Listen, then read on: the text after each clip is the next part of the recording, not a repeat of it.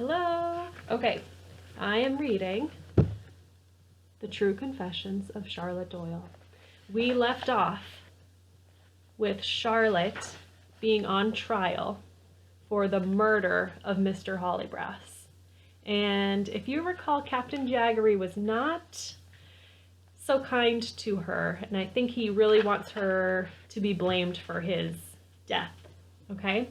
So chapter 18 ended with the trial was over.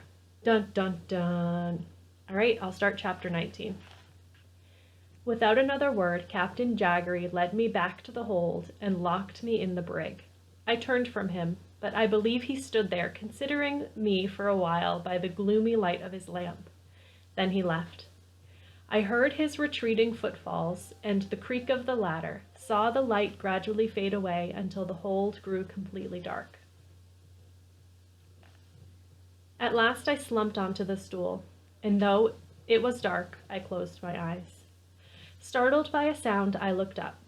Zachariah, a candle in his hand, was standing before me. Silently he circled the brig and pulled out the bars. I crept from my cage and we sat down close together, backs once more against a barrel, the little candle before us. I told him all that had happened. He remained silent, nodding now and again. By the time I was done, I was weeping copiously. Zachariah let me sob. He waited for my last sniffle, then asked, "How much time does he give you?" 24 hours, I murmured. "Charlotte," he said softly, "he'll not see it through." "He does what he says he'll do," I said bitterly. "You said as much yourself. And he has the whole crew agreeing with his judgment. He was that careful." I spat out, remembering the word the captain used to describe himself. "I don't know the word. Everything's in order." "Aye, that's him." Zachariah rubbed the stubble around his chin. "And did no one stand up for you?" he asked. "No one." He shook his head. "It's that I don't understand." I looked up. "Don't you?" For the first time I felt my anger turn toward him. Why? Had they not become your friends? I have no friends. "You must not say that, Charlotte. Didn't I tell you right from the beginning, you and me together?" I shook my head at the memory. "What's this?" he said, trying to laugh at my response. "Not friends?" "Zachariah," I burst out, "I am going to be hanged." He made a gesture of dismissal. "You won't." "How can you be so sure?" "I won't let him." You'd have to show yourself. What of your plan to go to the authorities?" "I'll give it up." "After all that's happened?" "Yes." "I don't believe you." "Charlotte, why should you say that?" When I kept silent, he said, "Come now, Charlotte, something else is preying upon your thoughts. Something bitter. You must have it out." "Don't tell me what I must and must not do," I cried. "That's for Jaggery." "Forgive me. This old black man humbly requests you to tell what's beset your mind." "Zachariah," I blurted out, "you haven't told me one truth." He turned to look hard at me. "You must explain yourself." I retreated to the brig. He pulled himself closer, pressing his face to the bars. "Charlotte," he insisted, "now I am truly begging. Tell me what you mean." "Zachariah," I said, tearful again, "I know who killed Mr. Hollybrass." Dun, dun, dun. "Then why don't you speak it out so I can hear?" he said sharply. "I'm waiting for him to say it himself." I threw back. He sighed. "There's an old seaman's saying, Miss Doyle, the devil will tie any knot, save the hangman's noose. That Jack does for himself. Your silence is foolish. I beg of you. Who do you think it is?" I pressed my lips tight. "Miss Doyle," he said, "if you want to save your life, you will tell me. I am trying to help you, but I cannot manage it without your thoughts. You have some choices, Miss Doyle. Shall I make them clear? Do you prefer to dangle from a yardam by your neck, or do you wish to walk free? What do you want, Miss Doyle?" "To live." He sighed. "Then speak." "Mr. Zachariah," I said with increasing weariness, "I already told you. I want the man to come forward himself." Most unlikely. Apparently, I said, even with greater bitterness. Something in my voice must have alerted him. He scrutinized me shrewdly. Miss Doyle, why are you calling me Mr. Zachariah? For the same reason you are calling me Miss Doyle. He cocked his head to one side. I could feel his gaze upon me. For a moment I had the courage to return it, but quickly glanced away. He said, Charlotte, you have grown suspicious of me. Am I correct? I nodded. Look at me. I did. He sighed again. Is it truly possible you think I murdered Mr. Hollybrass? After a moment I admitted, yes. And why? Zachariah, I cried out, you were there on deck. You had every reason to want him dead, and since I told you, you knew where I'd left the dirk. I suppose you would have preferred to kill the captain, but thought the first mate would do. And no one would know, would they? Least of all, Jaggery. I'm certain it's what the rest of the crew believes, I rushed on. And that's why they wouldn't speak for me. It's to protect you, Zachariah, just as they've done all along. I can hardly blame them. I sank onto the floor, sobbing. For quite a time, Zachariah didn't speak, and the longer he remained silent, the more certain I was that I'd uttered the truth. Charlotte, he said at last, if you believed all that, why did you not say so before? Because you're the only one. You told me yourself, and I believe you. The only one who can get off the Seahawk when we reach Providence and go to the authorities about Captain Jaggery. And that's why you said nothing? Yes. It does you honor, he said very quietly. I don't care about honor, I declared. I'd much rather live, but the least you could do is be honest with me. He hesitated, then said, Charlotte, you do not have it correct. I don't suppose I know everything, Charlotte, he said with the utmost certainty. I did not kill Mr. Hollybrass. I eyed him suspiciously.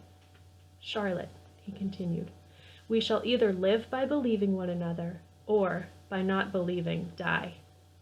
I want to believe you, I told him. I do. I sank back down on the stool. For a long while, neither of us spoke.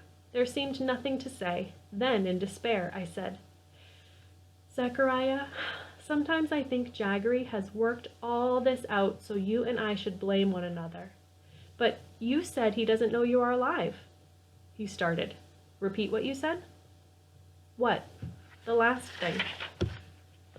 About his not knowing you're alive? Yes. He moved from the brig, then sat down. His mood completely changed. After a while, he murmured, Charlotte. What? When I was on deck during the storm, Jaggery saw me. His words sank in slowly.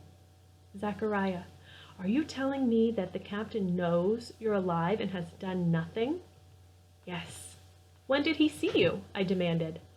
As I say, during the storm. I was on deck, trying to reach the mainmast. Before or after you helped me? He thought for a moment. Before. Yes, I was bent into the wind, doubled over when I heard voices arguing. I couldn't make them out at first. Then I saw Captain Jaggery and Mr. Hollybrass. It was they who were arguing. Furiously, I heard Mr. Hollybrass accuse the captain of deliberately taking the Seahawk into the storm. Jaggery was enraged. I thought he was about to strike the man. Then the first mate took himself off while the captain turned toward me. At first he didn't recognize me, only swore, as I did. But then, what did he do? Nothing. Just stared in a wild sort of way. Mind, the storm was growing worse. But before he could do or say anything, I headed for the foremast, where I chanced to be where you needed me. Didn't you wonder when after the storm he did nothing? Charlotte, you yourself told me when I helped you on the mast you thought me a ghost, an angel perhaps. Think of Jaggery. If ever a man had guilty deeds locked in his thoughts, deeds enough to raise the dead from the 7 seas, he would have been the one. When, after the storm, he did nothing, I decided that was exactly what he thought, that I was an apparition. His leaving me here was proof enough. How else to explain it? And therefore I was safe. I gazed at him through the bars, trying to grasp the full import of what he was saying. Zachariah, I said slowly, trying to sort out my tumbling thoughts. During the trial, he made a point of asking me what happened to you. And you answered, to make sure he didn't know, I said that you had died. But Zachariah, if he did know you were alive, he might also guess we all knew. He might think, exactly as I did, that you killed Mr. Hollybrass, but he wouldn't say. So as to condemn you. Only with me gone could he turn on you. He could not do it the other way around for fear of my going to the authorities, as I threatened to do. Do you think he knows who really killed Mr. Hollybrass? He might. But who? Zachariah grew thoughtful. To kill a hand during such a storm when everyone is desperately needed, that takes a kind of madness, he said finally. Well then, I said, who does that leave? We looked at one another and knew. The captain, I said. It must have been he who killed Mr. Hollybrass. Charlotte, Zachariah protested. Mr. Hollybrass was Jaggery's only friend. Yes, people would think them friends. No one would believe it could be Jaggery. But you told me they had never sailed together before, and I never saw much friendship between them, did you? No. You said they argued, I continued. I saw some of that too in the storm. You even thought Captain Jaggery lifted a hand to strike him after Mr. Hollybrass made an accusation of deliberately sailing into the storm. Is that a serious charge? The owners would be greatly alarmed. But to kill him? Zachariah, he sees you. He knows you're alive. The crew, he realizes, must know it too. I'm a threat to him. So are you. And now, here's Mr. Hollybrass, another threat. But let him murder Mr. Hollybrass and everyone will think you did the crime. But then he accuses you, Zachariah said. And see how much he's managed? I cried. Zachariah stared into the dark. Then slowly he said, the crew keeps silent to protect me, even as he hangs you. To which I added, and once I am gone, Zachariah, then he'll deal with you. Zachariah grew thoughtful. Finally, he heard him whisper, may the gods protect us. The excitement of our discovery ebbed. We sat in silence. In time, the candle went out. What, I asked ruefully, can we do about any of this?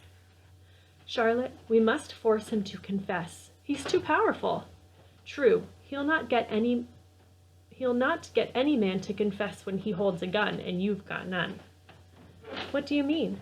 Charlotte, see what happened when we rose against him before? You've been in his quarters, haven't you?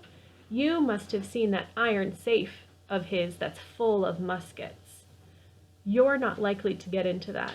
No one knows where he keeps the key. I reached over and plucked at his arm.